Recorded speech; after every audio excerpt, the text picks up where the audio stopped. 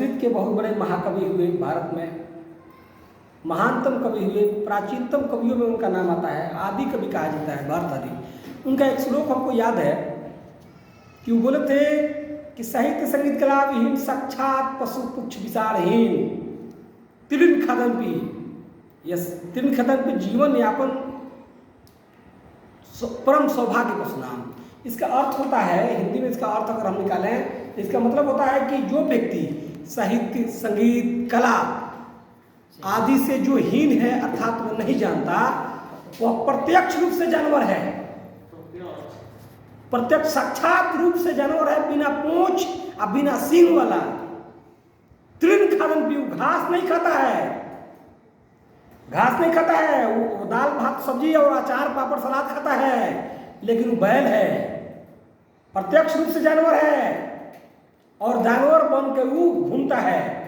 यही चीज है साहित्य का मतलब होता है। साहित्य अगर नहीं जानता, साहित्य संगीत कला ये सब नहीं है तो आप बैल है। अब मानव के रूप में जन्म लिए हम, दो पैर है, दो आंख है, हाथ है, कान है, तब तो मानव के रूप में तो है, लेकिन उनके द्वारा भर्तृहरि की अगर बातों को ध्यान में रखा जाए तो आप बैल हैं। आपके अंदर इस प्रकार की स्थिति अगर नहीं है तो आप बैल हैं, आप जानवर हैं। साहित्य को तो बदनाम करके रख दिया गया है। साहित्य का मतलब, साहित्य का अर्थ क्या होता है? साहित्य का अर्थ क्या होता है? साहित्य अपने आप में बहुत बड़ा अर्थ छोड़ जाता है। साहित्य का उद्देश्य साहित्य है। फ्रांस में हम लोग विश्व के इतिहास में पढ़ाते हैं, रूसो कहता था, रूसो फ्रांस में बहुत बड़ा ऐतिहासिक क्रांति हुई, खूनी क्रांति 1789, हम पढ़ाते हैं विश्व के इतिहास में। खूनी क्रांति 1789 की खूनी क्रांति, वो क्रांति इतना बड़ा क्रांति थी, स्वतंत्रता समानता बंधुत्व का नारा था उसमें। उस क्रांति में इतना ना ज्यादा खून बहाया गया कि फ्रांस में बहने वाली 3-3 नदियां लाल हो गई थी, इतना खून बहाया गया। इस कहानी के संदर्भ में बेचारा बोला रूसो कि फ्रांस में क्रांति नहीं, नेपोलियन बोनापार्ट कि अगर फ्रांस में क्रांति नहीं होती, अगर रूसो नहीं होता, तो रूसो ने क्या किया? गोली चलाया, बम चलाया नहीं, कलम चलाया, और कलम चलाया तो क्या किया? साहित्य की रचना किया, साहित्य लिखा, लोगों के अंदर बौद्धिक जागरण पैदा किया।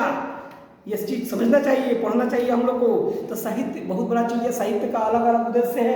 साहित्य अपने आप में बहुत बड़ा अर्थ छोड़ जाता है।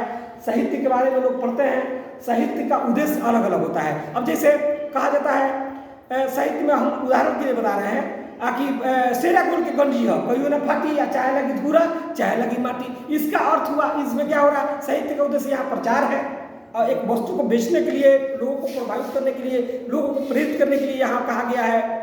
गोर सवार बदरा के रेशमी घूंघटवा से चांद झाकेला, ऐसे जन रूपवा निहारे सजन हमारा लाज लगेला। यहाँ साहित्य का उद्देश्य मनोरंजन है, एक व्यक्ति के भावनाओं को व्यक्त करने का साधन है, उसके विचारों को व्यक्त करने का साधन है। इसी प्रकार बहुत पुराना गीत को लोग सुने थे, जो मुकेश के संदर्भ आवाज में कि तेरा कोई साथ ना दे तो खुद से प्रीत तू जोड़ ले, बिछौना करके धरती का ऊपर से आसमान उड़ ले, है नहीं इंसान इस धरती पर जिसने दुख नहीं झेला, चल अकेला तेरा मेला पीछे छुटा रही, चल अकेला। यहाँ व्यक्ति को, उसको प्रेरित कर रहा है, उसको अपने जीवन से लड़ने के लिए प्रेरणा दे रहा है।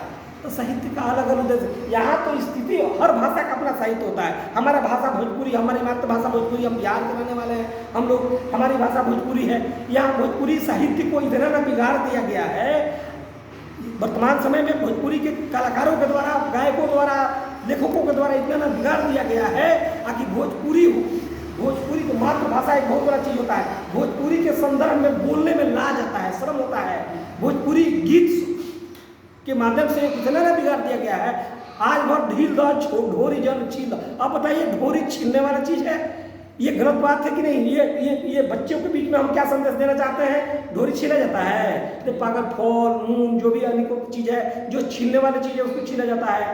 ऐसे गीत है नहीं। इसके बारे में इसको कह के क्या हम कहेंगे? बच्चों के में क्या संदेश देना चाहते हैं? इस बात को आधार बनाकर हम क्या कहना चाहते हैं? अपने समाज को क्या सिखाना चाहते हैं? इसमें और भी चीजें, अनेकों प्रकार की गीतें बनाई जाती हैं, गाया जा रहा है लगातार। आज बबुक जा मोरई में ढुक जा, अजीब हाल है। ये कौन बात हुआ यार?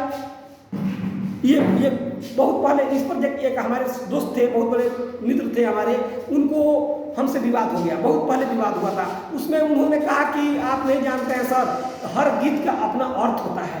क्योंकि अर्थ आप निकालिएगा, हर चीज़ के अर्थ निकालिएगा, अर्थ आप निकालिएगा, लेकिन लोगों के बीच में जो जा रहा है वो फाइनली जा रहा है। अर्थ कबीरदास के दोहों का अर्थ निकला था, अर्थ कबीरदास के दोहों का अलग निकलता था अर्थ कि कबीरदास के उल्टा पानी अब बढ़े बरसे कम और भींचे पानी, कबीरदास के दोहों का उल्टा अर्थ निकलता था।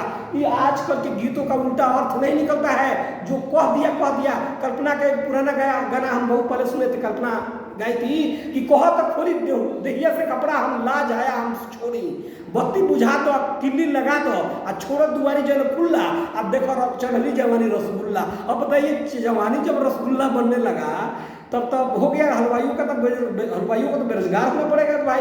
हलवाई लोग तो अब क्या कहें, ऐसा ही देश में बेरोजगारी बढ़ी हुई है और जवानी में रसगुल्ला बना रही है। इस गाना का अर्थ हमने पूछा था उनसे कि इसका क्या अर्थ निकालिएगा आप। आज बहुत ढील दो ढोरी जन छिदे का अर्थ निकल गए हमारे बाबा बड़का कलाकार भाई बड़ो। तो अब कह रहे हैं का कि आपको हम क्या कहें कि कुछ मत कहिए, ये जो हो रहा है होने दीजिए। आप अपने परिवार, अपने बच्चे, अपने फैमिली, अपने समुदाय के लोगों की चिंता कीजिए, छोड़ दीजिए, जो जहाँ जा रहा है उसको जाने दीजिए।